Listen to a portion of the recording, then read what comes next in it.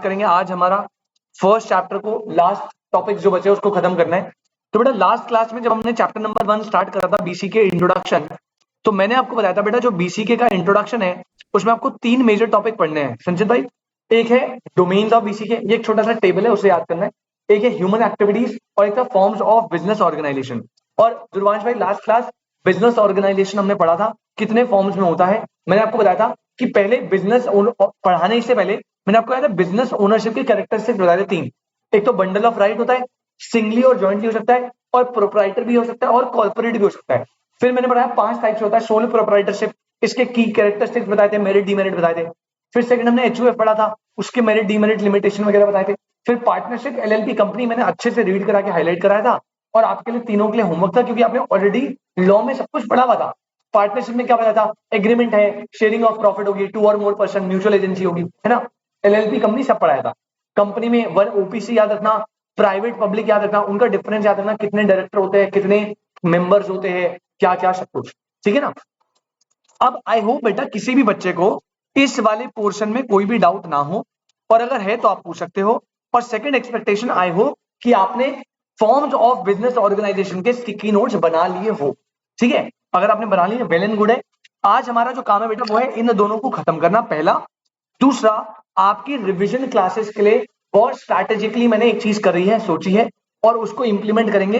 अब आपको इस, क्योंकि ये पूरा महीना बहुत क्रूशियल है आपकी सेल्फ स्टडीज के लिए, ठीक है। सिलेबस पूरा एंड हो गया, आपको पूरे महीने आराम से सेल्फ स्टडी करनी है। थोड़ा रिकमेंडेशन, अकाउंट्स और इको में कम फोकस, लॉ और मैथ्स में थोड़ा ज्यादा फोकस, मैं खुद बोल रहा हूँ, ठीक है। इको के लिए मैं आपको बिल्कुल भी परेशान नहीं करूंगा रिवीजन क्लास में बार बार बुला के। मैं सिर्फ आपको 2 दिन बुलाऊंगा, और 2 दिन में हम बहुत अच्छे से मैराथन क्लासेस रखेंगे, और 2 दिन निपटा दूंगा। और वो 2 दिन कौन से होंगे ये सबसे इंपॉर्टेंट है। अगर आपको याद हो बेटा 14 तारीख को आपका मैथ्स का पूरा पेपर है, 14 को आपका मैथ्स का पूरा पेपर है, राइट। तो 14 को जब आप आएंगे मैथ्स का पेपर देंगे, तो मैंने सोचा है कि 15 और 16 को इन 2 दिन में मिलके अपन पूरा 60 मार्क्स का इको का कवर करेंगे। पूरा 60 मार्क्स इको का क्या करेंगे बेटा, कवर। अब जैसे मैंने ये सोचा है कि पहले इनिशियल डे में हम अपना टॉपिक करेंगे कंज्यूमर इक्विलिब्रियम, डिमांड, सप्लाई, और फर्स्ट चैप्टर। वो वाला पार्ट पूरा डन कर लेंगे, फर्स्ट चैप्टर और सेकंड यूनिट पूरा डन कर लिया। और अगले वाले डे में हम जो है अपना पार्ट करेंगे प्रोडक्शन वाला यूनिट, मार्केट वाला यूनिट, और बिजनेस साइड। तो ऐसे में डिवीजन करके 2 ही दिन में, क्योंकि आपको बार बार बुलाऊंगा ना, ना बच्चे आएंगे ढंग से ना कुछ। अब आपको 17 को मैं इको का पेपर ऐसे ऑर्गेनाइज कर लूंगा, तो आपको 2 दिन में रिवीजन भी मिल जाएगी, और उसके बाद आपका टेस्ट हो जाएगा, ठीक है ना। तो 2 दिन लगाएंगे ताकि सारे बच्चे अटेंड भी कर पाए अच्छे से। अभी बीच बीच में रखूंगा, आपका फोकस हिल जाएगा, क्योंकि बीच में इको का पेपर है, लॉ का है, मैथ्स का, अकाउंट्स का है, तो दिक्कत होगी। तो इको से 2 दिन पहले पूरी मैराथन रखेंगे, 5 घंटा 6 घंटा मिनिमम, मतलब 2-2 घंटे के गैप पे रखेंगे। 2 घंटा फिर 10-15 मिनट ब्रेक, 2 घंटा 10-15 मिनट, ऐसे 6 घंटे का, ठीक है, एक ही बारी में। तो ऐसे अपन करेंगे। अब बाकी डिटेल्स आपको फर्दर जब टाइम आएगा तो बता दी जाएगी, बट प्लान आउट ऐसे ही है, बीच बीच में आपको 2-2 3-3 घंटे के लिए नहीं बुलाऊंगा, सीधा एक ही बार 5-6 घंटे, ठीक है ना। अब सर आगे आते हैं। आज हमारा जो टॉपिक है वो है बेटा अगला ह्यूमन एक्टिविटीज, ठीक है। अब इससे 1 या 2 क्वेश्चन बनते हैं, तो बहुत ध्यान से देखना, बहुत इजी सा टॉपिक है, कुछ है नहीं इसमें। आप आ जाइए बेटा पेज नंबर 1.7, आप आ जाइए बेटा पेज नंबर 1.7, ठीक है बेटा। अब 1.7 जो है पेज नंबर, उसमें आपको ये वाला पेज दिख रहा होगा नीचे, ह्यूमन एक्टिविटीज। और ह्यूमन एक्टिविटीज कितने पार्ट में डिवाइडेड है, 2। एक होती है इकोनॉमिक और एक होती है नॉन इकोनॉमिक। अब क्वेश्चन कहां से आएगा मैं सीधा हाईलाइट करूंगा वो वाला पार्ट। बेटा पहले मैं थोड़ा समझा देता हूं आपको होता क्या है। बेटा देखो ध्यान से, जो आपकी ह्यूमन एक्टिविटीज है, इन ह्यूमन एक्टिविटीज को हमने 2 पार्ट्स में क्लासिफाइड करा है। दुर्वांश भाई कितने पार्ट में क्लासिफाई करा है बेटा, 2 पार्ट्स में। एक आपका होता है इकोनॉमिक एक्टिविटीज, और एक आपका होता है नॉन इकोनॉमिक एक्टिविटीज, ठीक है। कर्म में ध्यान करना बेटा, इकोनॉमिक एक्टिविटीज होती है वो एक्टिविटीज जिसमें संचित भाई 2 कंडीशन मीट कर जाए। कितनी कंडीशन, 2। इकोनॉमिक एक्टिविटी होती है जिसमें जिसमें पहला production of goods and service हो, production of goods and service हो, पहला पॉइंट। और इसके साथ साथ सिर्फ ये सफिशिएंट नहीं है किशन भाई, production of goods and service होने के साथ साथ सेकंड कंडीशन बोल रहा है कि ये जो है ना मॉनेटरी टर्म्स में एक्सचेंज हो। मॉनेटरी टर्म्स में क्या हो बेटा? एक्सचेंज। अगर आपने ये दो कंडीशन फुलफिल कर दी तो आपकी एक्टिविटी क्या होगी? Economic activity. क्या होगी बेटा? Economic activity. मतलब यहां पे क्या मैं आपको सर्विसेज का एक्सचेंज दे रहा हूं? सर्विस प्रोवाइड कर रहा हूं ना, तो सर्विस प्रोवाइड हो रही है।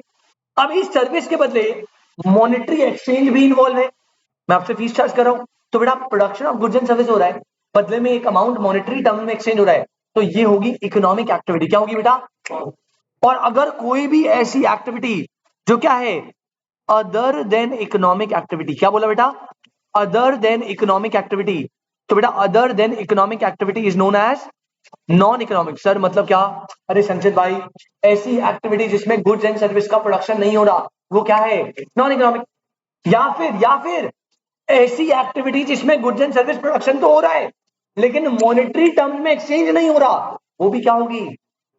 जैसे आपकी मदर की सर्विसेज, बेटा आपकी मम्मी जो है आपके लिए बहुत सारी सर्विसेज देती है, तो production of goods and service तो हो रहा है, लेकिन क्या वो मॉनेटरी टर्म में एक्सचेंज हो पाता है? नहीं। तो आप उसे नॉन इकोनॉमिक एक्टिविटी कंसिडर करोगे। क्या कंसिडर करोगे? Non non economic activity consider करोगे। और तो मैम कुछ नहीं होता, यही होता है शायद।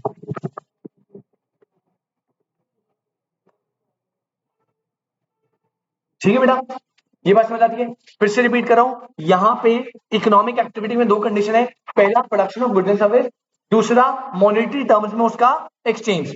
अगर दोनों में से एक कंडीशन भी मीट नहीं हो रही तो वो क्या है? Non economic. क्लियर है? अब इकोनॉमिक एक्टिविटी के बारे में डिस्ट्रीब्यूशन होगा अच्छे से, नॉन इकोनॉमिक तो आपको पढ़नी नहीं है, इकोनॉमिक मेन पढ़नी है। ठीक है, पहले ही हो गया। इसका स्टिकी नोट आप बना लो प्लीज, जल्दी से जल्दी से अभी स्टिकी नोट डाल लो फटाफट। सारे बच्चे बेटा ऑनलाइन वाले जल्दी से बेटा स्टिकी नोट बना लो फटाक से।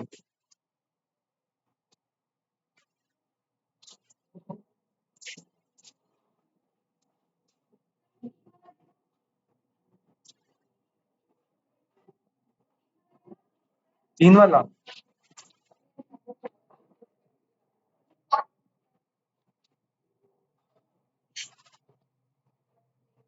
सदव जी इधर आ जाओ मैम, इधर आ जाओ।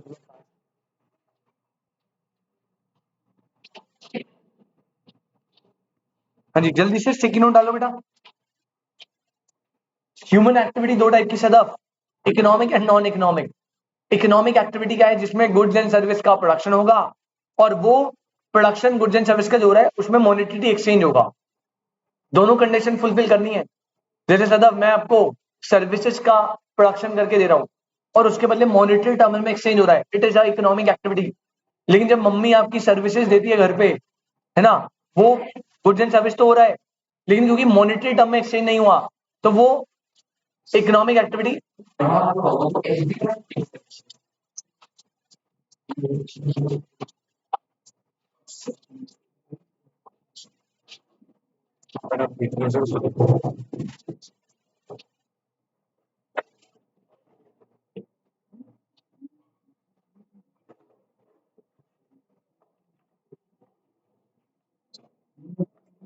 तो नहीं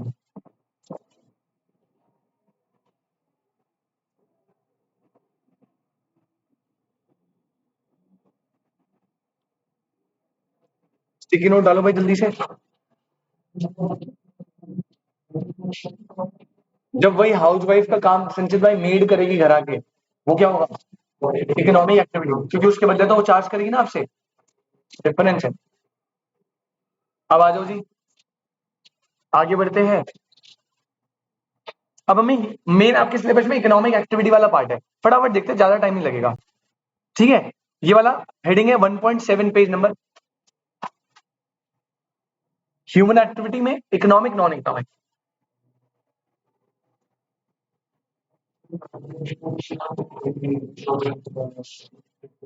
इसमें से बेटा क्वेश्चन आता है इकोनॉमिक में, जैसे तीन होते हैं ना, बिजनेस, प्रोफेशन और एम्प्लॉयमेंट। तो आपको बोलेगा इनमें से कौन सा बिजनेस का कैरेक्टरिस्टिक्स नहीं है, इनमें से कौन सा प्रोफेशन का कैरेक्टरिस्टिक्स नहीं है, इनमें से कौन सा एम्प्लॉयमेंट का कैरेक्टरिस्टिक्स नहीं है, उससे क्वेश्चन आता है। अदरवाइज जैसे कोई क्लासिफिकेशन नहीं आता। आप जैसे कह रहे हो ना कि इनमें से कौन सा इकोनॉमिक एक्टिविटी है, कौन सा आ सकता है, थोड़ा कम चांस है, ज्यादा चांसेस बिजनेस, प्रोफेशन, ऑक्यूपेशन। तो दो टाइप से क्वेश्चन आएगा, या तो बिजनेस के कैरेक्टरिस्टिक्स कौन से है, कौन से नहीं है, सेम प्रोफेशन सेम एम्प्लॉयमेंट, या ऐसे बोल देगा इनमें से कौन सा इकोनॉमिक एक्टिविटी है, कौन सा इकोनॉमिक एक्टिविटी नहीं है, ऐसा भी आ सकता है। ठीक है, तो आई होप ये हो गया हो। अब इस पैराग्राफ में आप सीधा आइए बेटा यहाँ पे 1.9 पेज नंबर 1.9, और यहां पे आपको हेडिंग मिलेगी सर क्या, distinguish characteristics of economic activity. कह रहे भैया इकोनॉमिक एक्टिविटी की कैरेक्टरिस्टिक्स क्या है। अगेन अगेन ध्रुवांश भाई अपने को सिर्फ पॉइंट पॉइंट याद करना है, इनमें से कौन सा इकोनॉमिक एक्टिविटी का कैरेक्टरिस्टिक्स नहीं है या है। ठीक है, तो कुछ कैरेक्टरिस्टिक्स बताए, और इसका स्टिकी नोट मुझे यहीं पे चाहिए घर पे जाके, ठीक है ना, इधर ही लगा देना। पहला, हमेशा याद रखना, इकोनॉमिक एक्टिविटीज बेटा कैसी होती है, इनकम जनरेटिंग। कैसी होती है बेटा, मैंने बोला जहां पे मनी इन्वॉल्व ही नहीं है, क्या वो इकोनॉमिक एक्टिविटी है, नहीं सर।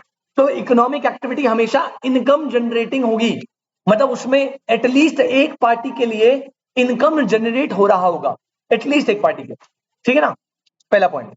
सेकेंड पॉइंट बेटा, इकोनॉमिक एक्टिविटी हमेशा कैसी होगी, प्रोडक्टिव। क्या पहली कंडीशन सच्ची लिखवाई थी कि production of goods and service होगा, तो भाई प्रोडक्टिव एक्टिविटी होगी। तो पहला प्रोडक्टिव होगी, दूसरा एक पार्टी के लिए एटलीस्ट क्या जनरेट करेगी, इनकम। तो इनकम जनरेटिंग है।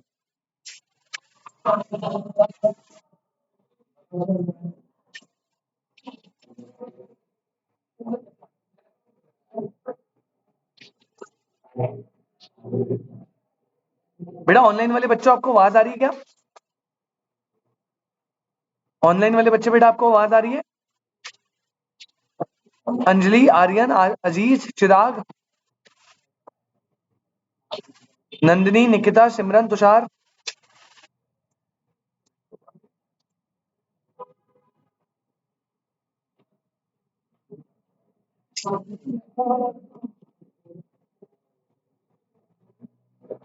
अच्छा तब तक आप स्टिकी नोट लगाओ, एक स्टिकी नोट लगाओ, यहीं कर लो, टाइम है तो अपने पास, तब तक ये रिजॉइन कर लेंगे, लाइट को पता नहीं क्या होगा। स्टिकी नोट लगाए आप, और यहीं पे ही आप हेडिंग डाल देना बेटा,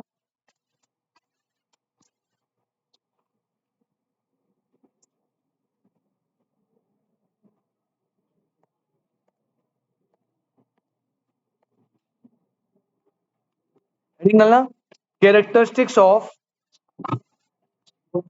हाँ, कैरेक्टरिस्टिक्स ऑफ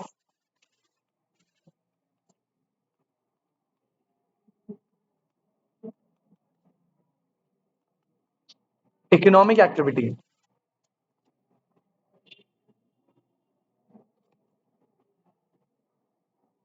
दोबारा बेटा ये ना ऑफ करके ऑन करना पड़ेगा, नीचे वाला बटन दोबारा, प्रोजेक्टर ऑफ हो गया। कैरेक्टरिस्टिक्स ऑफ इकोनॉमिक एक्टिविटी,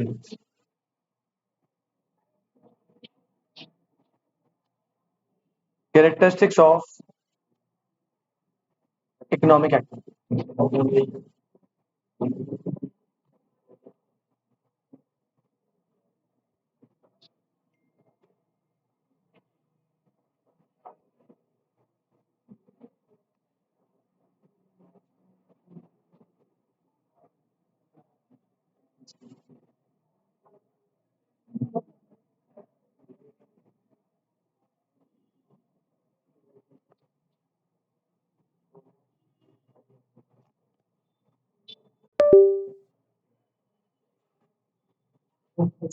अरे यार ध्रुवांश भाई फिर से ऑफ करो। अरे यार नहीं नहीं, वो ना रीसेट हो जाता। करिए ऑन।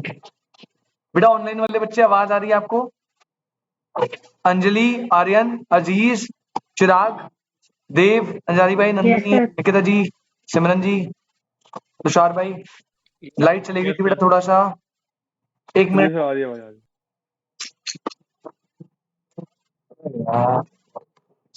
हाँ, अब हो गया। ठीक है जी, तो बेटा आप स्टिकी नोट लगा लो प्लीज फटाफट से यहीं पे ही, और यहाँ पे हेडिंग डालो कैरेक्टरिस्टिक्स ऑफ इकोनॉमिक एक्टिविटी। ठीक है, सबसे पहला लिखो बेटा इनकम जनरेटिंग है, सबसे पहला पॉइंट। सर हाँ जी बेटा बोलिए। सर इसमें काइंड में अर्न कैसे होता है? आपने तो कहा सिर्फ मनी के फॉर्म में होता है, पर नीचे लिखा हुआ है दीज में be earn in kind too. आराम से देखो, देखो ध्यान से, वो कॉन्सेप्ट समझना, मॉनेटरी टर्म में एक्सचेंज होगा। अरे तुमने पढ़ा नहीं क्या, कंसिडरेशन क्या फुल्ली कैश हो सकती है? Yes, fully cash, partly cash partly kind हो सकती है, हो सकती है। फुल्ली काइंड होगी क्या? नहीं हो सकती। तो बस बेटा ऐसा ही है बेटा, सर इकोनॉमिक, आपकी आवाज कट गई, दोबारा बोलो। इकोनॉमिक एक्टिविटी में आपकी जो पेमेंट है वो फुल्ली कैश हो, बहुत बढ़िया है। पार्टली कैश पार्टली काइंड भी बढ़िया है बेटा, फुल्ली काइंड नहीं चल सकता। सिमरन जी आवाज आ रही है? हाँ जी सर, अब आ गया मैं समझ। बोल रहा हूं कि फुल्ली कैश चलेगा, पार्टली कैश पार्टली काइंड भी चलेगा, लेकिन पार्ट फुल्ली काइंड नहीं हो सर आपकी वॉइस सही नहीं, सर आपकी वॉइस नहीं आ रही है सही से, है। ब्रेक हो वॉइस रही है। ब्रेक हो रही है। बेटा थोड़ा सा अभी यार, ये ना लाइट चली गई, वाईफाई का कुछ इशू है। क्या अब मेरी आवाज सही से आ रही है बेटा? प्लीज कंफर्म करेंगे। यस सर, अब आ रही है। ठीक है, मैं फिर से रिपीट कर रहा हूं, कंसिडरेशन जो है जैसा आपने पढ़ा था लॉ में, फुल्ली कैश चलेगा, फुल्ली काइंड नहीं चल सकता, पार्टली कैश पार्टली काइंड चलेगा। तो यहाँ पे जो पहला पॉइंट है उसने बोला इनकम जनरेटिंग है। अब बेटा इनकम जनरेटिंग में वो बोल रहा है कि काइंड में भी चलेगा लेकिन कैश भी होना चाहिए, फुल्ली काइंड नहीं चलेगा। तो पहला point income generating, second point लिखना बेटा productive. Economic activity income generating होती है, प्रोडक्टिव होती है।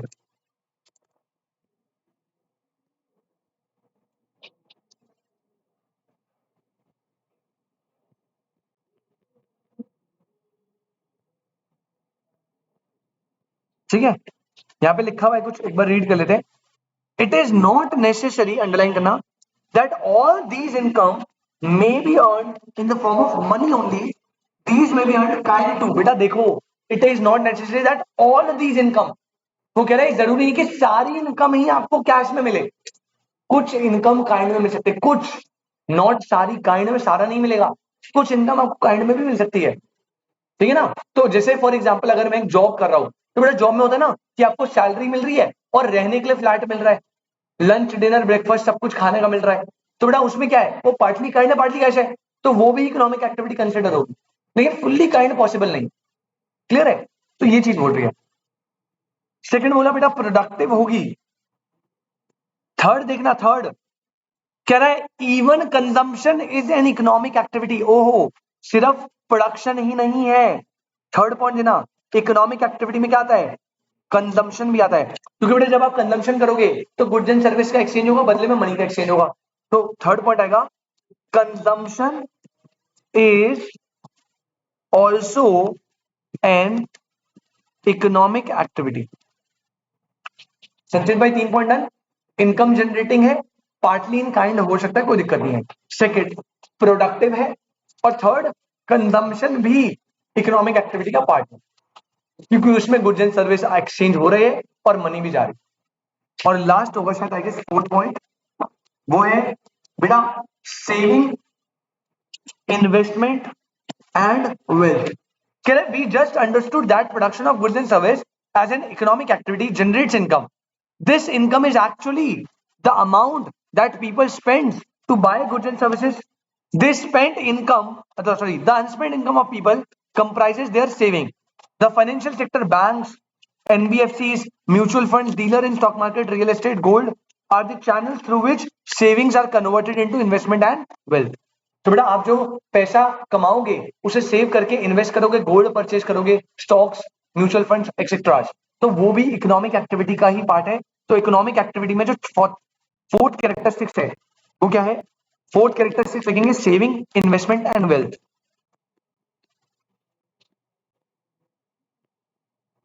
फोर्थ कैरेक्टरिस्टिक्स लिखेंगे बेटा सेविंग्स,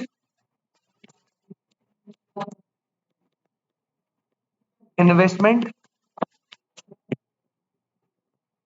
एंड वेल्थ। ये आपके 4 पॉइंट्स इकोनॉमिक एक्टिविटी के। सर फिर से रिपीट करो, इकोनॉमिक एक्टिविटी यार इनकम जनरेटेड, प्रोडक्टिव है, कंजम्पशन को भी इकोनॉमिक एक्टिविटी मांगे, और जब आप पैसा कमाओगे तो वैसे कुछ पार्ट कंज्यूम करोगे, वो तो कंजम्पशन में आ गया, कुछ सेव भी तो करोगे, और सेव करने का मोड क्या है, आप गोल्ड परचेज करोगे, तो saving, investing and wealth creation भी इसका ही पार्ट है। तुषार भाई कोई डाउट? सर मैं ये कह रहा हूँ कि consumption represent the demand side of economics का क्या मतलब हुआ?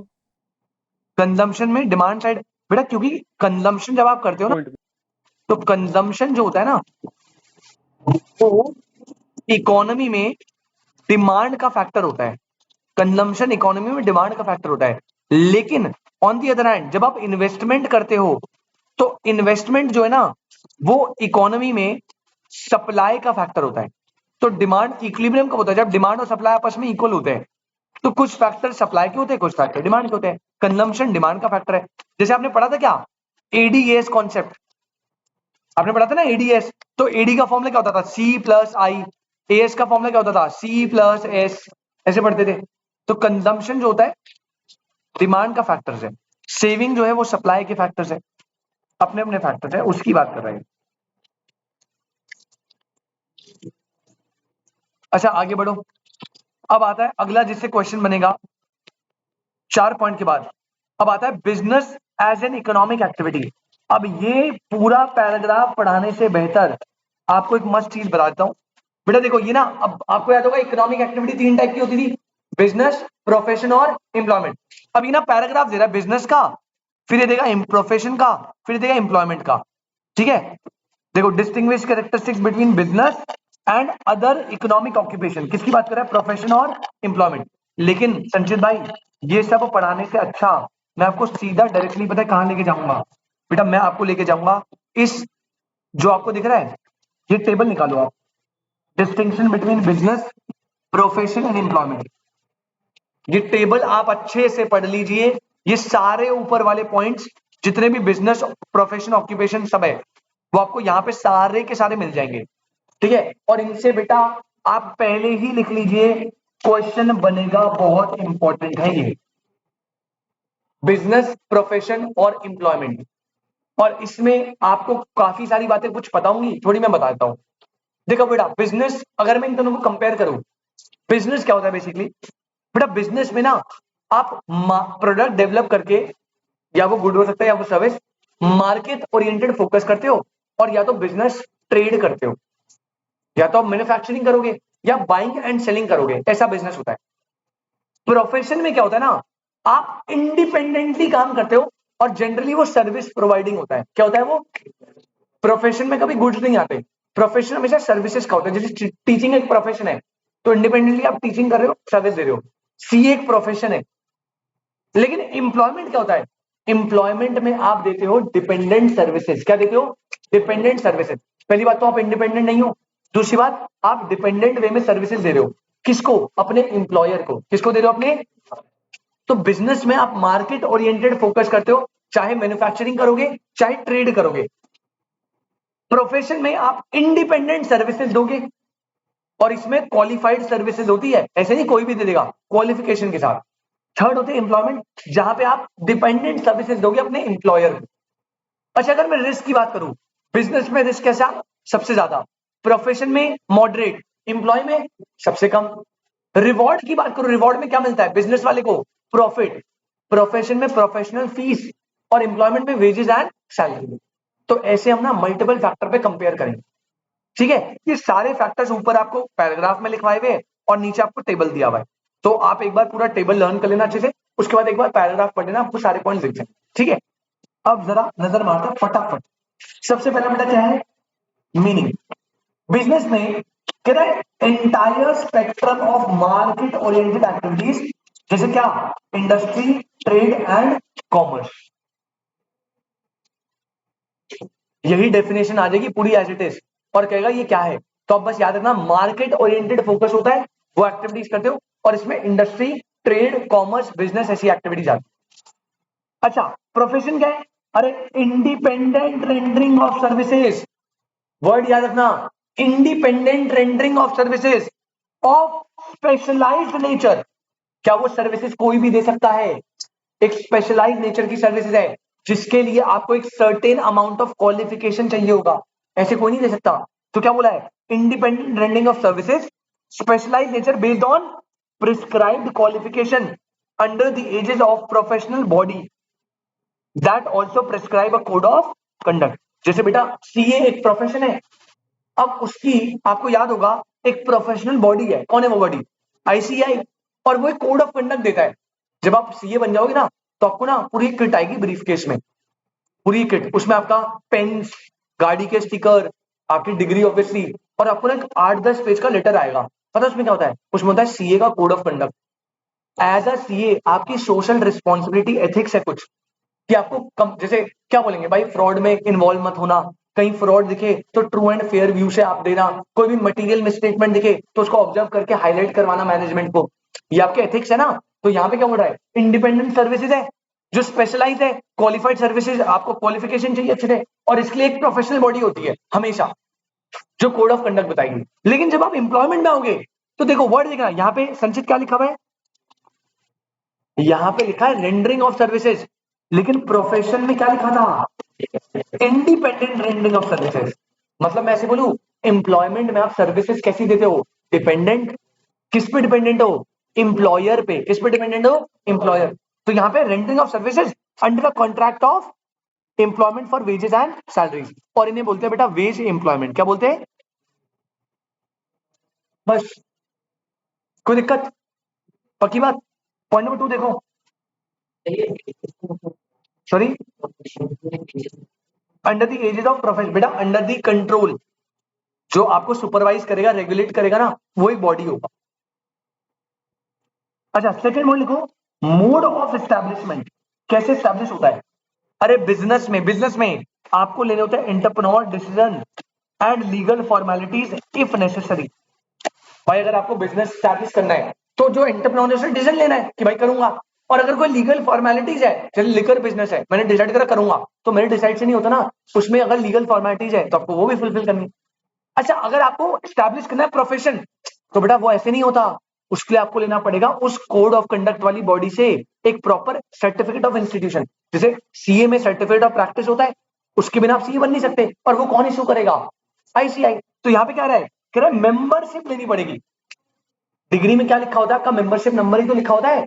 मेंबरशिप लेनी पड़ेगी of a professional body and certificate of practice. तो अगर आपको प्रोफेशन स्टैब्लिश करना है, ये अरे एम्प्लॉयमेंट में बड़ा सिंपल है, आपको स्टैब्लिश करना होता है लेटर ऑफ अपॉइंटमेंट या सर्विस एग्रीमेंट।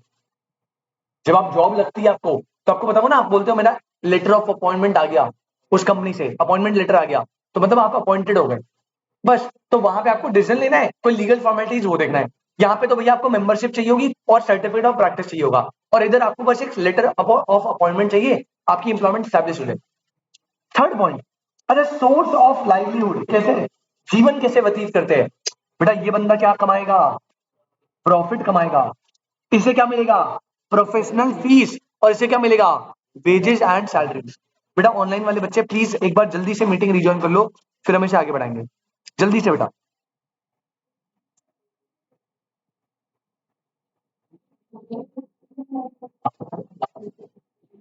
हाँ इसके बाद कंटिन्यूशन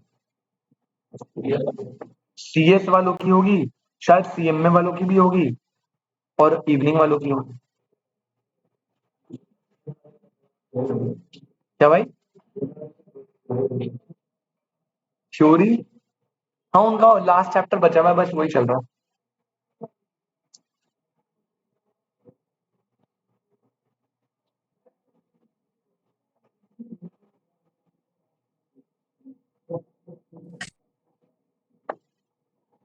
आगे बढ़ते हैं भाई, जल्दी से देखना है। नेक्स्ट बेटा प्रिस्क्राइब्ड क्वालिफिकेशन। अरे बिजनेस में कोई भी क्वालिफिकेशन नहीं चाहिए, तो क्या लिखा हुआ है बेटा? नन। यहाँ पे क्या चाहिए? स्ट्रिक्टली प्रिस्क्राइब्ड है, बिना क्वालिफिकेशन के आप कर ही नहीं सकते। और यहाँ पे minimum qualification for each type of job. मतलब एम्प्लॉयमेंट में तो भाई आपकी जॉब प्रोफाइल पे डिपेंड करता है ना। अब आपको नॉर्मल लेबर बनना है तो बेटा उसमें कोई प्रोफाइल नहीं है। अगर आपको एचआर बनना है तो जनरली एमबीए वाले करते हैं, तो वो जॉब प्रोफाइल पे डिपेंड करेगा। बिजनेस में कोई क्वालिफिकेशन नहीं, प्रोफेशन में क्वालिफिकेशन स्ट्रिक्टली रिक्वायर्ड, और वहां पे मिनिमम चाहिए एज पर जॉब। ओके जी, आगे एथिकल गाइडेंस। एथिकली कैसे काम करोगे आप बेटा? यहाँ पे एथिकल कुछ नहीं है, फाउंडर की वैल्यूज चलेगी। जैसे रतन टाटा जी है, उनके एथिक्स स्ट्रांग है, उन्हें अपने सोशल रिस्पॉन्सिबिलिटी ज्यादा परफॉर्म करनी है। ऑन दी अदर हैंड जो बाकी ओनर है, रिलायंस हो गया, अंबानी जी हो गए, वो थोड़ा अपनी फाउंडर, उनकी वैल्यूज ऐसी, उनको ये लगता है भाई बिजनेस करना है और सोशल रिस्पॉन्सिबिलिटी जो नॉर्मल है वो कर लेंगे, एक्सेस कुछ नहीं करते। रतन टाटा जो आपको बोला, वेल्थ ही पूरी डोनेट करके बैठे हुए, कुछ कमाते ही नहीं, राइट। तो यहाँ पे क्या है, यहाँ पे बिजनेस में फाउंडर की वैल्यू एथिक्स होते हैं। यहाँ पे आपको मिलता है प्रोफेशनल कोड ऑफ कंडक्ट। क्या मिलता है? प्रोफेशनल कोड ऑफ, आपके एथिक्स क्या होंगे वो इंस्टीट्यूट बताएगा कि आपको क्या करना है, कैसे करना है सोसाइटी के प्रति। और यहाँ पे कैसा है बेटा, आपका मालिक बताएगा बेटा क्या एथिक्स है आपके, एम्प्लॉयर्स कोड। बिजनेस में एथिक्स क्या है? अपने खुद के। प्रोफेशन में आई बॉडी बताएगी जो भी वो प्रिस्क्राइब करे, और यहाँ पे एम्प्लॉयमेंट में जो एम्प्लॉयर के कंडक्ट है। अच्छा, आगे इन्वेस्टमेंट की बात करें, इन्वेस्टमेंट तो बेटा यहाँ पे तो भैया इन्वेस्टमेंट क्या है, सब्सटेंशियल रिक्वायर्ड है, ज्यादा चाहिए। बेटा प्रोफेशनल में सम रिक्वायरमेंट्स, अगर आप अपनी प्रैक्टिस करोगे तो उसके लिए थोड़ा इन्वेस्टमेंट चाहिए होता है, ऑफिस सेटअप वेटअप करने के लिए। और एम्प्लॉय में कोई इन्वेस्टमेंट भाई, वो तो एम्प्लॉयर लगाएगा ना सारी इन्वेस्टमेंट, आपको तो बस सर्विस देनी। अच्छा, फ्रीडम की बात करें, फ्रीडम की, तो बेटा सबसे पहले यहां तो most you your own boss, आप अपने खुद के बॉस हो तो फ्रीडम सबसे ज्यादा। यहां पे प्रोफेशन में मॉडरेट लेवल पे क्वाइट अ बिट, लेकिन बेटा यहां पे एम्प्लॉयमेंट में तो बेटा आप कोई नौकरी है, नौकर वाला काम है, जो बोलेंगे वो करना पड़ेगा, 9 to 5, सीधी बात, ये चीज। अच्छा, नेक्स्ट पॉपुलर साइकोलॉजिकल मोटिव। क्या मोटिव होता है बेटा? सबसे पहले बिजनेस का जो मोटिव होता है ना बिजनेसमैन का, वो होता है इकोनॉमिक अचीवमेंट। क्या होता है बेटा? कि भैया मोटा पैसा कमाऊंगा, जीडीपी कंट्रीब्यूट करूंगा, इकोनॉमी को ग्रो करूंगा। As a industrialist, as a businessman आपका ये फोकस होता है। एज अ प्रोफेशनल आपका कुछ मोटिव है, वो क्या होता है? सर्विस देनी है किसको? क्लाइंट और सोसाइटी को। और बेटा एम्प्लॉय का तो बस एक ही मोटिव है कि अपनी रोजी रोटी चल जाए, 30 तारीख को पैसे आ जाए जेब में, बस खर्चे चल जाए, ठीक है? तो ये मोटिव हो गया। अच्छा, सर्टेनिटी ऑफ इनकम। अरे बेटा पता है ना, फ्यूचर बड़ा अनसर्टेन है। सर्टेनिटी किसमें सबसे ज्यादा है? एम्प्लॉयमेंट में सर्टेन है भाई, पैसा मिलेगा ही मिलेगा। बिजनेस में सबसे ज्यादा अनसर्टेनिटी होती है। तो क्या बेसिकली यहाँ पे सर्टेनिटी कैसी है? Least, however, either way. यहाँ पे क्या है? क्वाइट अ बिट, और यहाँ पे क्या है? मोस्ट, ठीक है? बिजनेस क्या है यहाँ, बिजनेस में लिख लो अगर आपको लिखना है, सबसे ज्यादा मोस्ट अनसर्टेन है। बेटा कल पैसा आएगा नहीं आएगा कुछ भी नहीं पता, इनकम की सर्टेनिटी नहीं है। अच्छा, यहाँ पे अगर नेक्स्ट पॉइंट बोले stability of tenure, durability of occupation, बेटा ये क्या है? अनसर्टेन। कोविड आया, बिजनेस बंद। यहाँ पे क्वाइट सर्टेन और यहाँ पे क्वाइट सर्टेन। देखो एम्प्लॉय में भी ना इनकम स्टेबिलिटी, बिजनेस स्टेबिलिटी नहीं बताई सर्टेन। क्यों? क्योंकि जॉब से भी तो ले ऑफ हो जाते हैं ना, जब रिसेशन आता है। तो आपको पता होगा गूगल, मेटा, इतने बड़े बड़े लोगों ने ले ऑफ कर दिए थे एम्प्लॉयज, तो सर्टेन नहीं है इतना। अच्छा, ट्रांसफर ऑफ इंटरेस्ट या सक्सेशन, जैसे बिजनेसमैन अपना बिजनेस अपने बच्चे को दे देता है ना, तो बिजनेस में क्या है? सक्सेशन पॉसिबल है। यहाँ पे अबे मैं सीईओ, तो क्या मैं अपनी सर्टिफिकेट ऑफ प्रैक्टिस अपने बच्चे को दे पाऊंगा? उसे खुद से क्वालिफाइड करना पड़ेगा। तो यहाँ पे नोट, और यहाँ पे भी बेटा ऐसा, क्या एम्प्लॉयर पूरा बिजनेस अपने एम्प्लॉय को देगा कभी? सक्सेशन अपने बच्चों को देगा ना भाई वो तो एम्प्लॉयमेंट में कभी सक्सेशन पॉसिबल नहीं होता। क्लियर है? तो यहाँ पे ये पूरा कंपैरिजन है। आप देखो बेसिक से पॉइंट है, इसमें ना डेफिनेशन पे आपकी बुक के पीछे क्वेश्चन दिया हुआ है, स्कैनर में भी क्वेश्चन है डेफिनेशन के पीछे, ठीक है ना? बोलेगा इनमें से कौन सा प्रोफेशन नहीं है, या फिर इनमें से कौन सा प्रोफेशन है। तो आपका रहना है इंडिपेंडेंट रेंडिंग ऑफ सर्विसेज, जिसमें हो क्वालिफिकेशन रिक्वायर्ड, जिसमें आपका एक कोड ऑफ कंडक्ट हो और एक प्रोफेशनल बॉडी हो, वो पूरा प्रोफेशन है। क्लियर? तो ये बेटा आपका पूरा का पूरा पॉइंट हो गया। सारी की सारी इकोनॉमिक एक्टिविटी होती है, डन। टॉपिक था इकोनॉमिक एक्टिविटी, तीनों पढ़ ली बेटा, बिजनेस भी पढ़ ली, ये पूरा बिजनेस का पैराग्राफ था। और जो सेकंड पैराग्राफ यहां से दिया हुआ था, ये कौन से थे? ये थे अदर इकोनॉमिक एक्टिविटी, जिसमें किसकी बात करी थी? प्रोफेशन और एम्प्लॉयमेंट की। और ये पूरा मैंने आपको कंपेरेटिव वे में पढ़ा दिया। ठीक है, आप पैराग्राफ पढ़ोगे एक बार, आपको ये सब मिलेगा, सबसे ज्यादा क्वालिफिकेशन यहाँ चाहिए, कम यहाँ चाहिए। अच्छा, अब इसके नीचे एक और पॉइंट है जिसका स्टिकी नोट अभी अभी हमें बनाना है, इससे क्वेश्चन बनता है। बस टॉपिक खत्म हो गया बेटा, लास्ट बस यही पैराग्राफ है। 5-6 पॉइंट है गिनती के, फटाफट देखो, स्टिकी नोट लगाओ फटाफट, स्टिकी नोट लगाओ फटाफट, और हेडिंग डालना कैरेक्टरिस्टिक्स ऑफ बिजनेस। थोड़ा बिजनेस पे ज्यादा फोकस कर रहे हैं तो एक लास्ट स्टिकी नोट लगा लो, कैरेक्टरिस्टिक्स ऑफ बिजनेस। इससे पहले करण भाई हमने जो कैरेक्टरिस्टिक्स पढ़ी थी वो थी इकोनॉमिक एक्टिविटी की, कि इनकम जनरेटिंग होता है, प्रोडक्टिव होता है, कंजम्पशन भी होती है, सब चीजें। अब अगला जो लास्ट स्टिकी नोट आपको लगाना है वो आप यहां पे लगाइएगा बेटा, characteristics of business.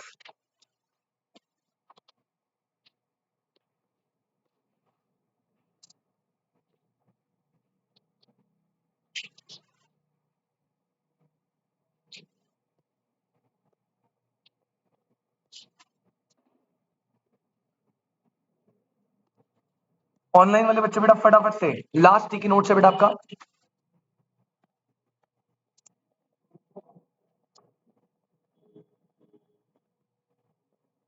Characteristics of business. पढ़ तो हमने तीनों लिए बेटा, लेकिन बिजनेस को थोड़ा ज्यादा अच्छे से बता रहा है कैरेक्टरिस्टिक्स, और मोस्टली बात आपको पता है ऑलरेडी।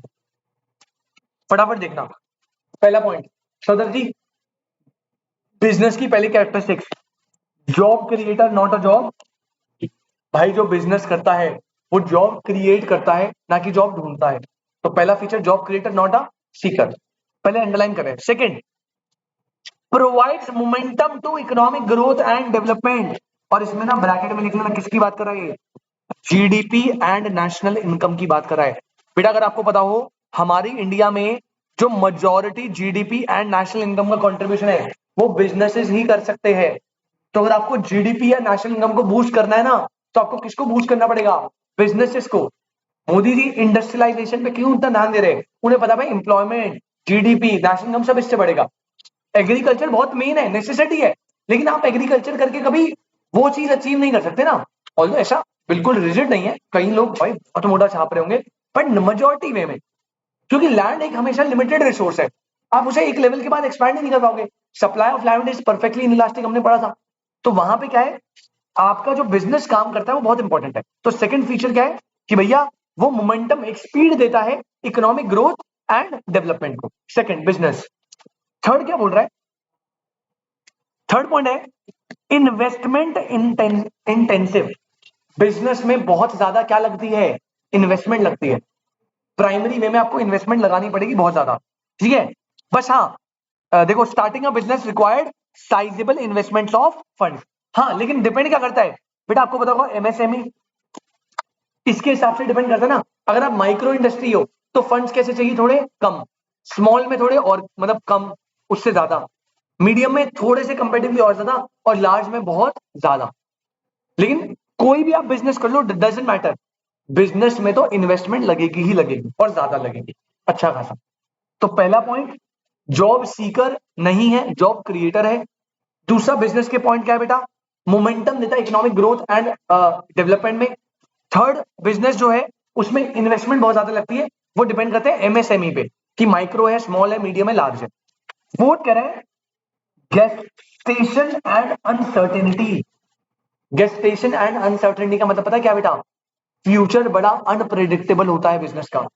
फीचर में फोर्थ फीचर क्या है, बिजनेस का फ्यूचर अनप्रेडिक्टेबल। जैसे दो, investment take time to fructify और investment takes time to bring in profit.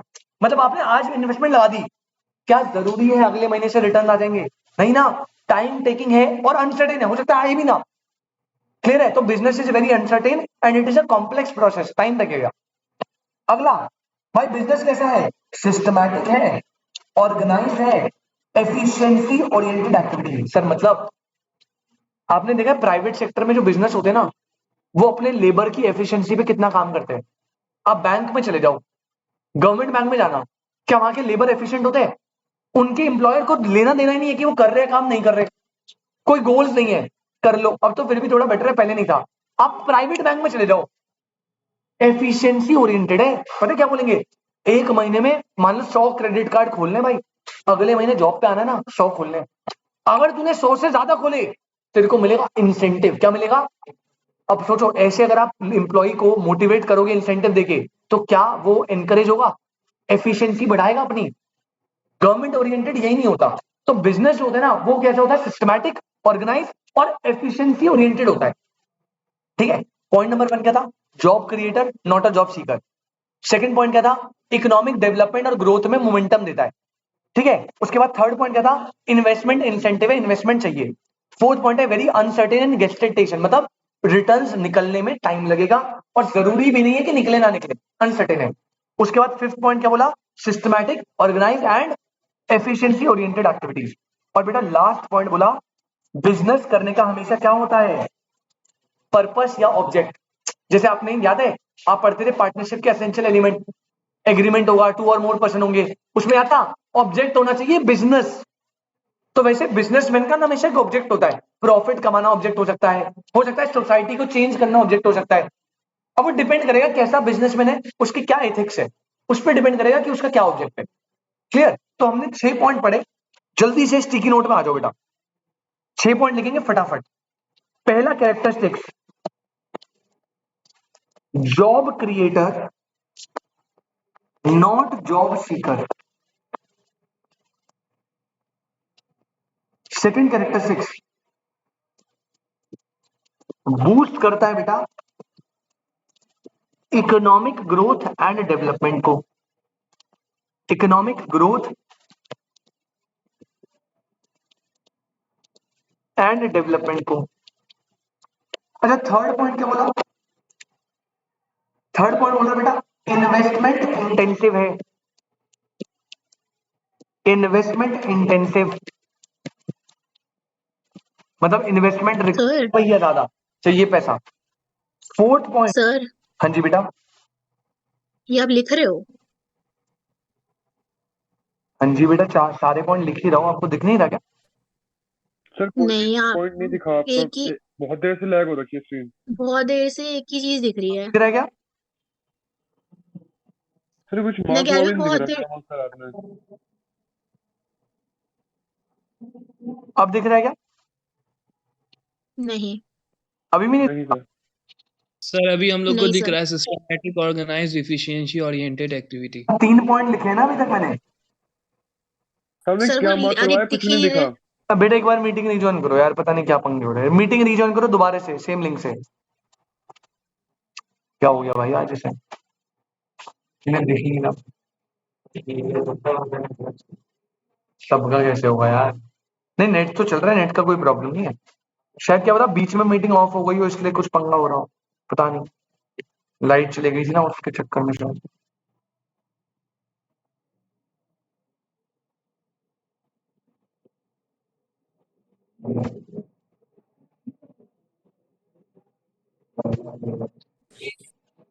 बेटा आप दिख रहे हैं नंदनी?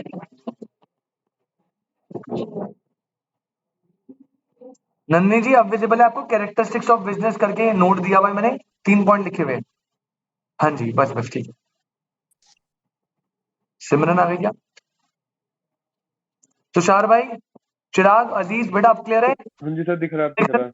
Yes sir. ठीक है हाँ। Sir third point. Job creator not a job seeker, boost economic growth and development. Third लिखो इन्वेस्टमेंट इंटेंसिव होती है। फोर्थ अनसर्टेन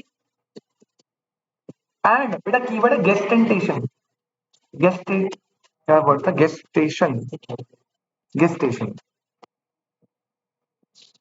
गेस्टेशन मतलब सर सदव जी इसका मतलब है आज अगर आप इन्वेस्ट करोगे तो रिटर्न आने में लंबे टाइम लग सकते हैं और अनसर्टेन है, हो सकता है आ भी नहीं। फिफ्थ पॉइंट क्या बेटा, it is organised comma business is very systematic and comma करके लिखना बेटा एफिशिएंसी ओरिएंटेड है। कैसा है बेटा? एफिशिएंसी ओरिएंटेड है। और लास्ट 6 पॉइंट लिखेंगे बेटा, क्या था 6 पॉइंट लास्ट? हाँ, ऑब्जेक्ट ओरिएंटेड बिजनेस का एक हमेशा पर्पस होता है। अब वो पर्पस एंटरप्रेन्योर के अकॉर्डिंगली चेंज होता है। It either profit, either social work, welfare, कुछ भी हो सकता है, एनवायरमेंटल के रिलेटेड कुछ हो सकता है, जैसे भी उसको ठीक लगे।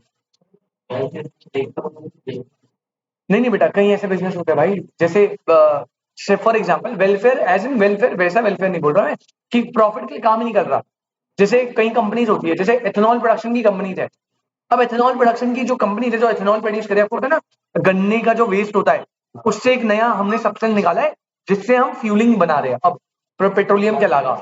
और बहुत ज्यादा फोकस है बीजेपी गवर्नमेंट का कि एथेनॉल को लाएंगे और पेट्रोल को सब्स्टिट्यूट करेंगे।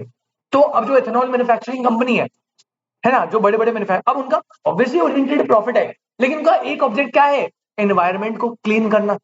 ये भी तो ऑब्जेक्ट है ना, एक प्रॉफिट भी है, एनवायरमेंट को क्लीन करना भी। तो सकता है मल्टीपल ऑब्जेक्ट्स हो।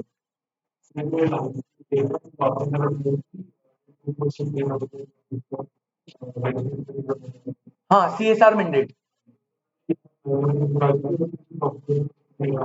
हाँ करते हैं, जब आप इंटर में पढ़ोगे तो 2% सीएसआर रखना पड़ता है, कॉर्पोरेट सोशल रिस्पॉन्सिबिलिटी। तो कहीं रतन टाटा जी 2% का हो, तो मैं एग्जैक्ट चेक नहीं कर रहा हूँ, तो बहुत ज्यादा करते हैं। उनकी तो इतनी पूरी, वो अपनी नेटवर्थ को $1 बिलियन से ऊपर जाने नहीं देते, जैसे जाती है वो डोनेट कर देते हैं। अभी कोविड के टाइम पे 2,500 करोड़ डोनेट करे, वो भी तो बिजनेस, तो वो भी कर रहे हैं प्रॉफिट में, सारी कंपनी प्रॉफिट में डोनेट कर रहे हैं, प्रॉफिट भी अर्न कर रहे हैं और सोशल रिस्पॉन्सिबिलिटी भी ला रहे हैं। तो हर एंटरप्रेन्योर का बिजनेस पर्पस अलग होता है। ठीक है, तो ये आपके सारे पॉइंट्स हो गए। इसके साथ आपका ह्यूमन एक्टिविटी होता है समाप्त। हाँ जी सर बेटा, कहाँ पे?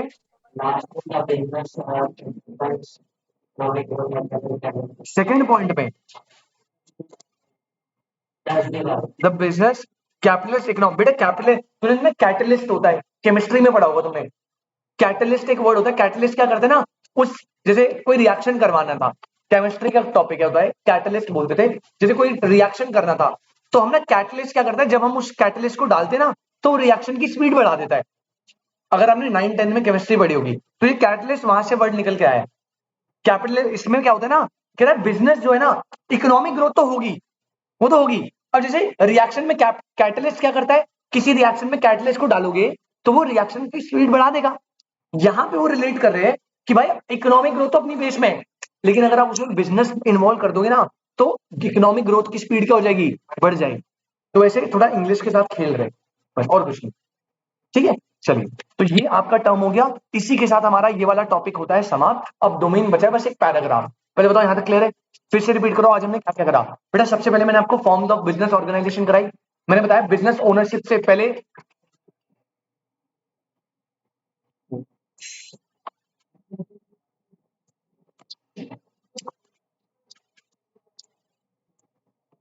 सिमरन को ऐड नहीं करा सर, सिमरन को, हाँ बेटा कर दिया वो गलती से ना, वो नहीं चला, सॉरी सिमरन जी, हो गया ऐड। ठीक है, सबसे पहले मैंने आपको बताया बिजनेस ऑर्गेनाइजेशन के फॉर्म्स, लेकिन मैंने उससे पहले आपको बताया था बिजनेस ओनरशिप के कुछ कैरेक्टरिस्टिक्स 3 थे।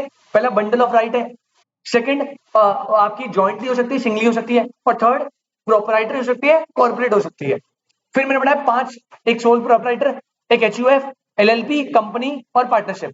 5 पॉइंट पढ़ लिए। उसके बाद आज की क्लास में मैं सबसे पहले आया ह्यूमन एक्टिविटी में। बेटा ह्यूमन एक्टिविटी कितनी होती है? 2, economic and non economic. Economic में सर जहां पे प्रोडक्शन हो गुड्स एंड सर्विस का, और मॉनेटरी टर्म में क्या हो, एक्सचेंज। इसके अलावा जितनी भी बच गई अदर देन इकोनॉमिक क्या हो गई, यानी गुड्स एंड सर्विस प्रोड्यूस नहीं हो रहे, और हो रहे हैं तो मॉनेटरी टर्म में एक्सचेंज नहीं हो रहे, उन्हें बोलेंगे नॉन इकोनॉमिक।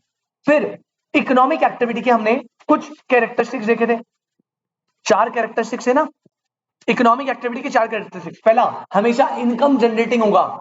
सेकंड, हमेशा प्रोडक्टिव होगा। अरे प्रोडक्टिव होने के साथ साथ कंजम्पशन भी क्या है, इकोनॉमिक एक्टिविटी। और हमेशा इन्वेस्टमेंट वेल्थ और सेविंग पे ध्यान देगा। ठीक है, 4 कैरेक्टरिस्टिक्स। उसके बाद इकोनॉमिक एक्टिविटी कितने पार्ट में डिवाइड है? 3, बिजनेस, प्रोफेशन और एम्प्लॉयमेंट। बिजनेस, प्रोफेशन, एम्प्लॉयमेंट, सबके मैंने फीचर्स बताए कि भाई बिजनेस में क्या होता है। सर बिजनेस में आप मार्केट ओरिएंटेड इंडस्ट्री, ट्रेड या कॉमर्स करते हो। प्रोफेशन में आप इंडिपेंडेंट रेंडरिंग ऑफ सर्विसेज करते हो, एक प्रोफेशनल, एक क्वालिफिकेशन के साथ, एक प्रोफेशनल बॉडी के साथ, एक कोड ऑफ कंडक्ट के साथ। और एम्प्लॉयमेंट में भाई रेंडरिंग ऑफ सर्विस है, कॉन्ट्रैक्ट ऑफ एग्रीमेंट है, जिसमें आपको वेजेस एंड सैलरीज मिलेगी, और इसे बोलते हैं वेज एम्प्लॉयमेंट। ठीक है, फिर रिस्क की बात करी, स्टेबिलिटी की बात करी और इन्वेस्टमेंट्स की बात करी, सारे कंपैरेटिवली हमने स्टडी करा। उसके बाद लास्ट मैंने बताया बिजनेस के कुछ अलग से फीचर्स। तो बिजनेस के 6 फीचर्स इन्होंने अलग से बताए हाईलाइट करके। पहला, बिजनेस क्या होता है बेटा? Job creator not a job seeker. Second, momentum देता है, किसमें इकोनॉमिक ग्रोथ है, उसकी स्पीड फास्ट करता है, जैसे कैटलिस्ट का काम होता है। थर्ड बताया क्या? इन्वेस्टमेंट इंटेंसिव है, ज्यादा लगती है। अब वो डिपेंड करेगी आप माइक्रो लेवल पे कर रहे हो स्मॉल लेवल पे, उस हिसाब से। फोर्थ, अनसर्टेन एंड गेस्टेशन है, मतलब पक्का नहीं है कि कितने टाइम में रिटर्न आएंगे और आएंगे नहीं आएंगे वो नहीं पता। Fifth, organise systematic and efficiency oriented होता है बिजनेस। और लास्ट, पर्पसफुल या ऑब्जेक्ट ओरिएंटेड होगा। क्लियर है बेटा यहां तक? बेटा किसी भी ऑनलाइन वाले बच्चे को अभी तक ह्यूमन एक्टिविटी में इकोनॉमिक नॉन इकोनॉमिक है कोई भी डाउट? मैंने बोला था बहुत सिंपल चैप्टर है, ठीक है। आज इसकी सेकंड क्लास है, आज ही चैप्टर निपट जाएगा। किसी बच्चे को कोई डाउट? अंजलि, आर्यन, अजीज, चिराग, सिमरन, नंदनी, अंसारी भाई, सिमरन, तुषार, जल्दी बताओ बेटा, किसी बच्चे को कोई भी doubt please? No sir. No sir. बहुत बढ़िया बेटा, चलिए अब हम हाँ जी, किसका बेटा? नहीं नहीं नहीं नहीं, इसका स्टिकी नोट मत बनाना, ये तो अच्छे से दे रखा है आपको। हाँ, इसको याद कर, अच्छे से पढ़ने के बाद ना एक बार इसके ऊपर वाला पैराग्राफ पढ़ लेना यार। ये देखो, ये एम्प्लॉयमेंट के बारे में बताया हुआ है, ये प्रोफेशन। अब मैंने जब नीचे ही बता दिया, देखो सेम है, employment is a contract of service between employee and employer. Contract of job description and periodic compensation. क्या मिलता है? वेजेस एंड सैलरीज, बस। परफॉर्मेंस टारगेट्स होते हैं, time to time, minimum assured income होती है, टेन्योर सर्टेन होता है, करियर प्रोग्रेशन वाया प्रमोशन। मतलब बेसिक बातें सर्कल भाई, हाँ जी ओके, बेसिक बातें जो हमने कंपैरिजन में बहुत इन डेप्थ कर ली थी वो सारी यहाँ पे है। अच्छा, प्रोफेशन में आप रीड करोगे क्या है? रेंडरिंग ऑफ सर्विस, लेकिन कैसे? Specialised nature. क्या है? Prescribed qualification. क्या मिलेगी? क्या होना चाहिए? बस। क्या क्या एग्जाम्पल है? अकाउंटेंसी पे हो सकता है, आर्किटेक्चर, डिजाइनिंग, लॉ, मेडिसिन, ये सब। कोई दिक्कत? ये पे एक बार रीड कर लेना, वही कंपैरिजन का थोड़ा पैराग्राफ वर्जन है। अब आप सीधा जंप मार के अपने फर्स्ट उस पे आ जाइए जो हमने अभी तक नहीं करा। यहां तक हमने कर लिया है बेटा, बस अब इसमें चित्रकलाएं देखो। ये देखो, इकोनॉमिक और नॉन इकोनॉमिक एक्टिविटी दिख रही है आपको? देखो, पहले एक आंटी शेफ बनी पड़ी है पहली वाली पिक्चर में, अंकल है आंटी है? आंटी है ना? अब ये इकोनॉमिक एक्टिविटी क्यों? अरे क्योंकि मम्मी शेफ बनी हुई है, पैसा कमाएगी। अगला अगला बंदा देखो, अगला बंदा एक रेडी में पाव भाजी बना रहा है, शायद पाव भाजी, छोले कुलचे है, जो भी है, it is an economic activity. लेकिन यही एक्टिविटी जब मम्मी घर पे कर रही है, अब ये क्या हो गई? Non economic. ठीक है। अभी देखो, कैरम बोर्ड खेल रहे, नॉन इकोनॉमिक, अपने फन के लिए खेल रहे हैं।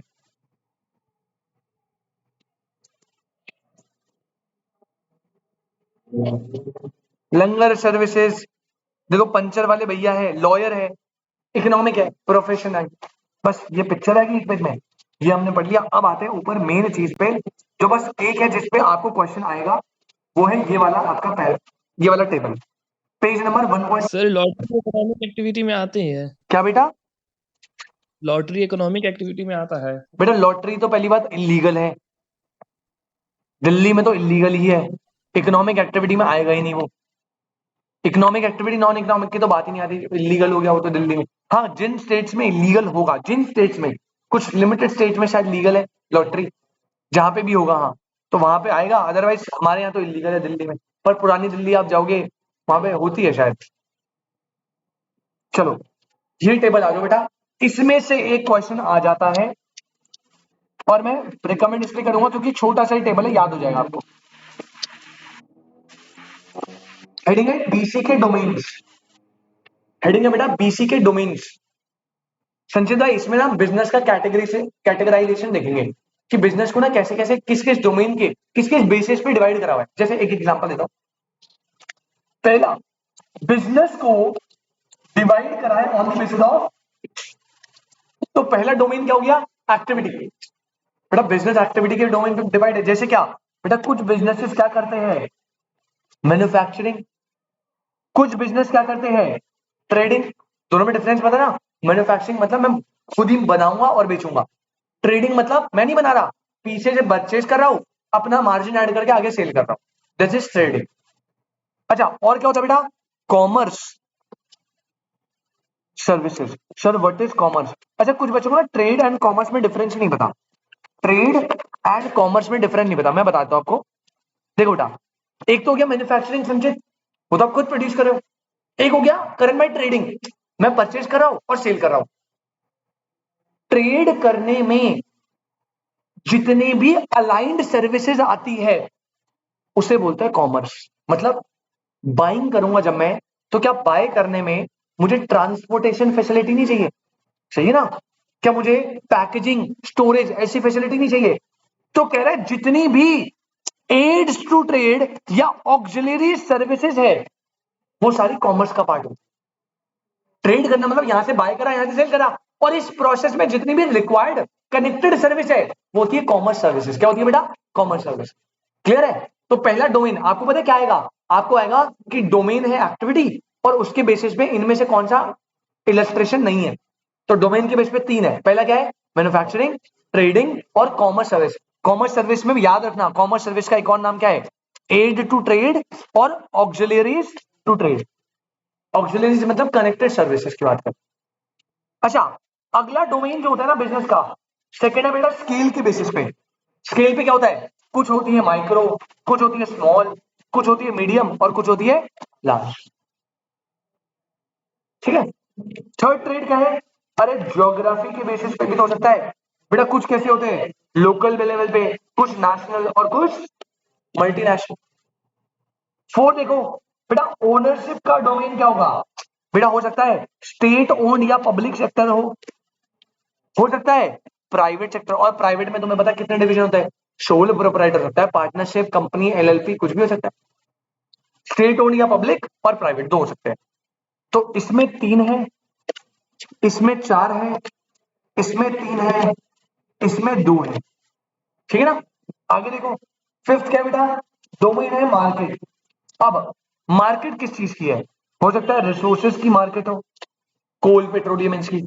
हो सकता है आप कैपिटल इक्विपमेंट्स में डील कर रहे हो सकता है कमोडिटी मार्केट हो सकता है capital market labour market product की मार्केट मार्केट के लेवल पे भी डिवीजन हो सकता है। ठीक है, आपको बस ओवरव्यू याद करना है। सिक्स्थ होता है बेटा स्टेक होल्डर। एक डोमेन क्या है? Stake holder. अब बिजनेसेस की एक एक्टिविटी स्टेक होल्डर पे भी है। पहले मैं आपको बता दूं, क्या आपको पता है शेयर होल्डर और स्टेक होल्डर में difference? Shareholder versus stakeholder, दोनों में डिफरेंस पता है क्या? पहली बात मैं ये बता दूं, सारे शेयर होल्डर स्टेक होल्डर होते हैं, लेकिन सारे स्टेक होल्डर शेयर होल्डर नहीं होते। संचित भाई डिफरेंस समझना सदा ध्यान से। शेयर होल्डर तो वो व्यक्ति है जो कंपनी के शेयर्स होल्ड कर रहा है, इक्विटी वाले, है ना।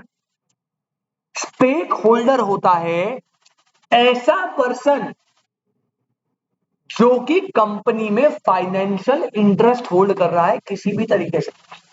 जो कि कंपनी में क्या होल्ड कर रहा है? Financial interest. सर मतलब बेटा क्या कंपनी के जो क्रेडिटर्स है, जिससे कंपनी ने उधार लिया है, क्या वो फाइनेंशियल इंटरेस्ट होल्ड नहीं करते? स्टेक होल्डर है। कंपनी के जो एम्प्लॉय है वो कंपनी से पैसा नहीं लेते, लेते ना, स्टेक होल्डर है। शेयर होल्डर भी क्या है? स्टेक होल्डर, क्योंकि उसका कहीं ना कहीं पैसों का लेन देन है ना। तो स्टेक होल्डर वो व्यक्ति है जो किसी ना किसी तरीके से कंपनी से फाइनेंशियली जुड़ा हुआ है, चाहे वो लोन दिया हो, चाहे वो कोई डिवेंचर दिया हो, चाहे वो कोई इंप्लॉय हो, चाहे वो कोई डायरेक्टर हो, चाहे वो मैनेजमेंट हो, चाहे वो सीईओ हो सकता है शेयर होल्डर हो। किसी भी वे में फाइनेंशियली कनेक्ट हो कंपनी से, वो होगा स्टेक होल्डर। और क्योंकि शेयर होल्डर भी फाइनेंशियली कनेक्ट होता है, तो all shareholder are stakeholder, but all stakeholder are not shareholder. Stakeholder financial interest involve, ठीक है ना, पैसों का लेन देन। अब देखो स्टेक होल्डर में क्या बोल रहा है, क्या कौन कौन हो सकता है बेटा? एंटरप्रेन्योर खुद हो सकता है, प्रमोटर्स हो सकते हैं, कस्टमर भी क्या है? कस्टमर भी क्या है? स्टेक होल्डर है। Investors, business owners, directors, shareholder, manager, employee, supplies, laws and regulator, policy makers, supporting facilitating organisation, society at large. जिनका भी फाइनेंशियल इंटरेस्ट है वो सारे स्टेक होल्डर डोमेन के अंदर आएंगे। नेक्स्ट, कंपनी के फंक्शन। अब देखो कंपनी के फंक्शन हो सकता है कंपनी प्रोडक्शन एंड ऑपरेशन करती हो, कुछ कंपनीज का एक्टिविटी होती है मार्केटिंग का, कुछ कंपनी होती है अकाउंटिंग, फाइनेंस एंड टैक्सेशन, और कुछ होती है ह्यूमन रिसोर्स। तो ये फंक्शंस पे भी डिवीजन हुआ है कंपनीज का। आपको याद क्या करना है, वैसे क्वेश्चन ना इनिशियली 4-5 से आता है, इन्हें थोड़ा ज्यादा हाईलाइट कर लेना, बाकी नीचे थोड़े नकली वाले, बट ये है डोमेन याद रखना है क्या है और उस डोमेन में क्या क्या एक्टिविटीज आ रही है। नेक्स्ट बेटा कंपनी का फोकस कैसा है। अब दो चीजें, कंपनी या एंटरप्राइज वाइड है, पर्टिकुलर बिजनेस लाइन है या पर्टिकुलर फंक्शन है। कंपनी का फोकस किस बेसिस पे है, कंपनी का कंसर्न क्या कंसर्न है, सर्वाइवल है, प्रॉफिट कमाना है, ग्रो करना है, सस्टेन करना है, social responsibility, governance, values and ethics, किसको फॉलो करना है। नेक्स्ट है मोड, किस मोड पे ऑपरेट कर रहे हो, ट्रेडिशनल हो सकता है, फिजिकल, ब्रिक, इन स्टोर, डिजिटल, ऑनलाइन, अलग अलग मोड्स है। ये सारा एक ही है, पहला वाला traditional, physical, brick and motor और इन स्टोर, ये पहला है एक, और डिजिटल ऑनलाइन आजकल ट्रेंड में चल रहा है दूसरा, ऐसे भी ऑपरेट कर सकते हो। और last 10th underline discipline, business, आपके बिजनेस में क्या क्या डिसिप्लिन आ रहे हैं, हो सकता है आप इकोनॉमिक्स का यूज कर रहे हो, लॉस का यूज कर रहे हो, फिलोसफी का, साइकोलॉजी का, सोशियोलॉजी का। नीचे के पॉइंट्स नहीं आते, ऊपर के पॉइंट्स थोड़े ऑड वन आउट में पूछ लेता है वो, ठीक है। तो ऐसे देगा ऑड वन आउट में माइक्रो, स्मॉल, लार्ज और देगा मैन्युफैक्चरिंग। तो भाई मैन्युफैक्चरिंग वाला तो एक्टिविटी का डोमेन है ना, बाकी तीनों स्केल के डोमेन है, तो ऑड वन आउट में याद रखना। बस ये टेबल आप एक बार रीड करके जा, ठीक है। ये थे डोमेन्स ऑफ बीसीके, क्लियर है। इसी के साथ चैप्टर नंबर 1 समाप्त। 3 हेडिंग है, डोमेन बताएं, ये पैराग्राफ। सेकंड इकोनॉमिक एक्टिविटी, एक बार दोबारा रिपीट, सॉरी ह्यूमन एक्टिविटी दोबारा रिपीट करेंगे। पहला ह्यूमन एक्टिविटी के बारे में 3-4 बातें। पहला ह्यूमन एक्टिविटीज जो होती है, एक second, income generated, sorry human activities दो टाइप की होती है, इकोनॉमिक और नॉन इकोनॉमिक। पहले हमने पढ़ा इकोनॉमिक एक्टिविटी क्या होती है। Economic activity income generated, productive, consumption, investment, saving and wealth. फिर इसके अंदर 3 पार्ट है, बिजनेस, प्रोफेशन, ऑक्यूपेशन, एम्प्लॉयमेंट, सब वो सब पढ़ा। बिजनेस में स्पेशली हमने कुछ पॉइंट पढ़े थे, याद है आपको, ये वाले 6 पॉइंट, ये बिजनेस के हाईलाइटेड पॉइंट्स है। इसके बाद हम और आगे गए थे, तो बेटा इसके बाद हमारा स्टार्ट हो गया था क्या, बिजनेस ओनरशिप 3 पॉइंट, और ओनरशिप के 5 पॉइंट थे, sole proprietor, partnership, company, LLP और एचयूएफ। 5 से 6 क्वेश्चन लाएंगे इसमें से, उसमें से 2 या 3 तो फिक्स्ड है ऑर्गेनाइजेशन के पार्ट से, 3 क्वेश्चन वहां से लेके चलो, 2 क्वेश्चन ह्यूमन एक्टिविटी से लेके चलो और 1 क्वेश्चन डोमेन से लेके चलो। 6 क्वेश्चन ऐसे डिवाइड होते हैं जनरली, ठीक है। अब आप एक बार इसके बुक के सर फोकस वाला समझ आए बेटा, फोकस का मतलब है आपके बिजनेस जो है ना, आपका जो आप ऑपरेट कर रहे हो उसका फोकस कैसा है। अब कुछ बिजनेसेस का बेटा, कुछ बिजनेसेस का फोकस होता है कंपनी एंटरप्राइज वाइड है, कुछ होता है जो पर्टिकुलर बिजनेस लाइन पे ऑपरेट करते हैं, कुछ होते हैं जो पर्टिकुलर बिजनेस फंक्शन पे ऑपरेट करते हैं। जैसे मैं एग्जांपल देता हूं बेटा, पर्टिकुलर बिजनेस लाइन मतलब पता है क्या है, आपने डिसाइड करा कि आप ना ऑटोमोबाइल इंडस्ट्री में जाओगे, किस में जाओगे, ये हो गया पर्टिकुलर बिजनेस लाइन। अच्छा कुछ कंपनी ऐसी होती है ना जो कहती है ऑटोमोबाइल नहीं, मैं तो ऑटोमोबाइल में ना एक पार्ट होता है ईवी के अंदर, इलेक्ट्रॉनिक व्हीकल की बैटरी, मैं तो बैटरी बनाऊंगी सिर्फ। तो अगर आप ऑटोमोबाइल में पर्टिकुलरली बैटरी ही मैन्युफैक्चरिंग फोकस है तो वो हो गया पर्टिकुलर फंक्शन। तो 2 टाइप की है, एक होती है जो पर्टिकुलर लाइन पे फोकस करते हैं, ऑटोमोबाइल बना रहे ऑटोमोबाइल ही बना रहे, और कुछ होती है जो पर्टिकुलर फंक्शन पे फोकस करते हैं, है ना। अच्छा एक होते हैं कंपनी एंटरप्राइज वाइड, जैसे टाटा, अरे टाटा क्या सिर्फ ऑटोमोबाइल पे फोकस करता है, अरे नहीं, नमक भी बनाता है, स्टील भी बनाता है, पावर भी जनरेट करता है, तो ये तो भाई मल्टीपल अलग ही स्कोप हो गए। तो फोकस के बेसिस पे कुछ होता है वाइड फोकस होता है, कुछ होता है पर्टिकुलर लाइन पे फोकस करते हैं ऑटोमोबाइल, और कुछ होते हैं लाइन के अंदर भी एक पर्टिकुलर फंक्शन पे, जैसे एक्साइड है, सुना एक्साइड की बैटरी जाती है, जैसे आपने, जैसे ओला है, ओला, अब ओला स्कूटर बना रहा है बेटा, ओला स्कूटर बनाता है, लेकिन क्या ओला बैटरी भी अपनी बनाता है, नहीं। क्या ओला सस्पेंशन अपने बनाता है, आपको पता है ओला जो है सस्पेंशन, जैसे जब आप स्कूटी चलाते हो तो आपको पता होगा कि जब आप गड्ढे में जाते हो तो शॉकर्स होते हैं ना, तो वो जो सस्पेंशन वाला पार्ट है वो पता है कौन बनाता है, एक कंपनी गैब्रियल, गैब्रियल इंडिया करके कंपनी, आप सर्च करना, वो ओला को सस्पेंशन वाले पार्ट सप्लाई करती है। तो ओला तो क्या हो गया ऑटोमोबाइल, वो लाइन पे फोकस कर रहा है, लेकिन जो गैब्रियल है वो बिजनेस फंक्शन पे फोकस कर रहा है। अरे भाई हम तो सस्पेंशन और थोड़े आइटम्स बनाएंगे, जो ऑटोमोबाइल वाले हमसे परचेज कर ले। हम नहीं बनाने स्कूटर, हम तो स्कूटर को खत्म कर देंगे। ठीक है, तुषार भाई क्लियर है? हाँ जी सर, क्लियर है। चंगा है एकदम। Yes sir. चलिए भाई, तो ये बेटा आपका पूरा मामला खत्म होता है। अब आज आपका काम है, पहला काम, आज हमने मेजॉरिटी तो नहीं स्टिकी नोट बना लिए ना सारे। हाँ, तो स्टिकी नोट तो यहीं बन गए। बस एक जो आपका काम है वो क्या है बेटा, वो है आपका इसके क्वेश्चंस।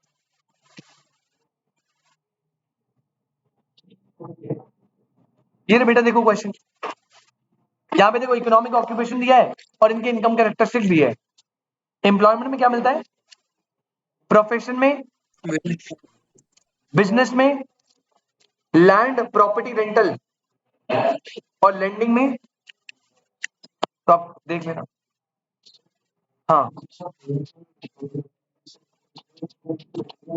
हाँ, बस हेडिंग सिर्फ, अंदर का रीड भी नहीं करना। अगर तुझे करना है नॉलेज के लिए कर लियो, हेडिंग याद होनी चाहिए, क्योंकि आपको क्वेश्चन है ना इनमें से कौन सा बिजनेस या प्रोफेशन का कैरेक्टरिस्टिक नहीं है। क्वेश्चन देख ले, which of the following statement distinguish business for entrepreneurship. ठीक है, following statement does not comprise business activity, following is not an objective of economic objective of the firm. देख तो फीचर पे पॉइंट है, अंदर का एक्सप्रेशन नहीं है, फीचर पे पॉइंट आएगा। देखो, following occupation require rendering of services based on specialised knowledge. कोई बताएगा मुझे, rendering of services based on specialised knowledge, profession. मैंने बोला ना आपको, आप बस वो पार्ट पढ़ लो, मस्त एकदम क्लियर है।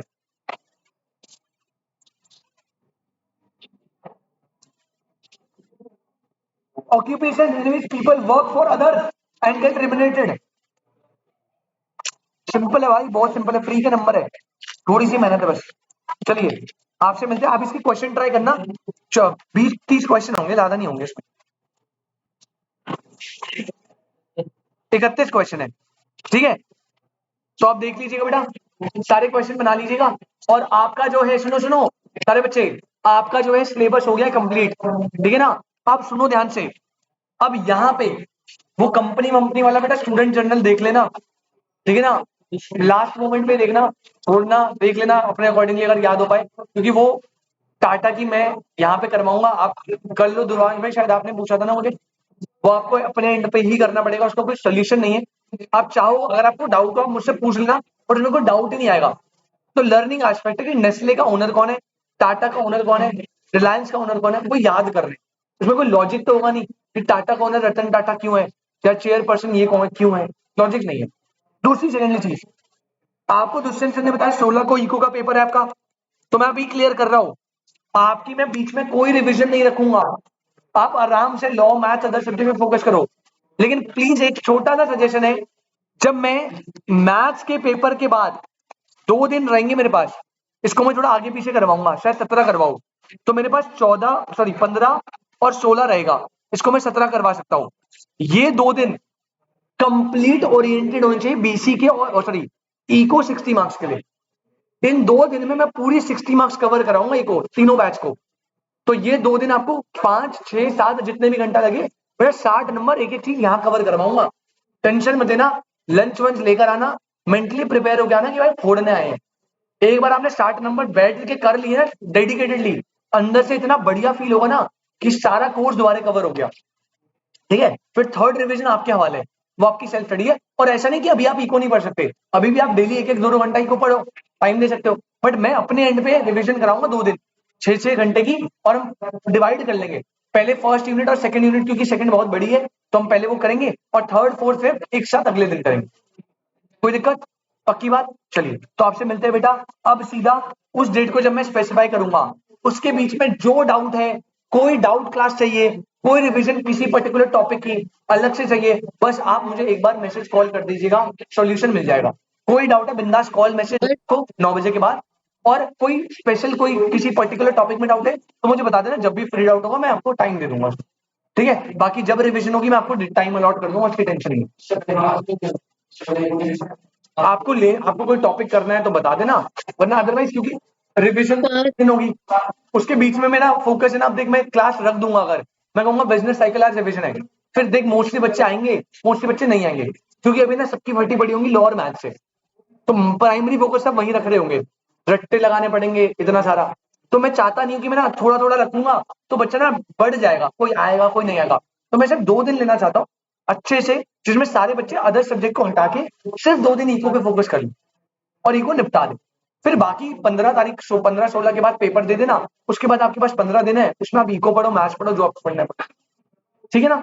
I hope it is absolutely clear. Sir 16 को एग्जाम है सर 12 का। अरे बाप रे। सर पढ़ना भी तो है उसके लिए, बेटा बिल्कुल पढ़ना तो पड़ेगा। फिर मैं कैसे करूंगी? नाम बनते हैं रिस्क से, याद रखना सिमरन जी।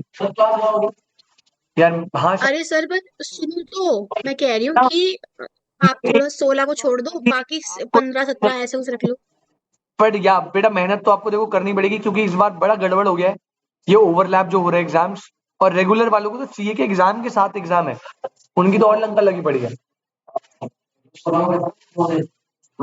2 बजे से है, सर हमारे भी हैं 5 है 16 का पेपर। सेम डेट पे। हम ऐसे कर सकते हैं 8 से 2 रख ले क्लास, 8 से 12 1। चलो मैं देखता हूँ, मैं करता हूँ कुछ शॉर्ट करता हूँ। बेटा आप अभी अच्छे से मेहनत करो, बिंदास एकदम बढ़िया 100% दो। ट्रस्ट में बेटा आपके माँ बाप ने बहुत पैसा वैसा इन्वेस्ट करा हुआ है, टाइम इन्वेस्ट करा है, आपकी बहुत मेहनत इन्वेस्टेड है। और मैंने आपको बताया कि आपके पास तो 1 शॉट है बस, क्योंकि अगली बार चीजें बहुत बदल जाएगी। 1 महीना बहुत सफिशिएंट है, चीजें छोड़ दो आप लिटरली, और सारी चीजें छोड़ के शादी वादी, घूमना फिरना, दोस्ती यारी, सारे दोस्त वो सब मान जाएंगे बेटा, कोई दिक्कत नहीं है। बस आपका एग्जाम क्लियर होना चाहिए, क्योंकि गिल्ट में चले जाओगे बड़ी दिक्कत में, और जब दोबारा यही सिलेबस उठाना पड़ेगा ना, पढ़ नहीं पाओगे दोबारा। मुझे पता है कैसा रिग्रेट होता है कि थोड़ी सी मेहनत कर ली होती तो क्या होता। तो बस वो रिग्रेट आपको ना मिले, बस यही प्रे करूंगा भगवान से। बाकी अपन मस्त एकदम 2 दिन में फोड़ेंगे, और टेस्ट के लिए भी अच्छे से प्रिपेयर करें। Thank you so much, tata bye bye, मिलते हैं आपसे।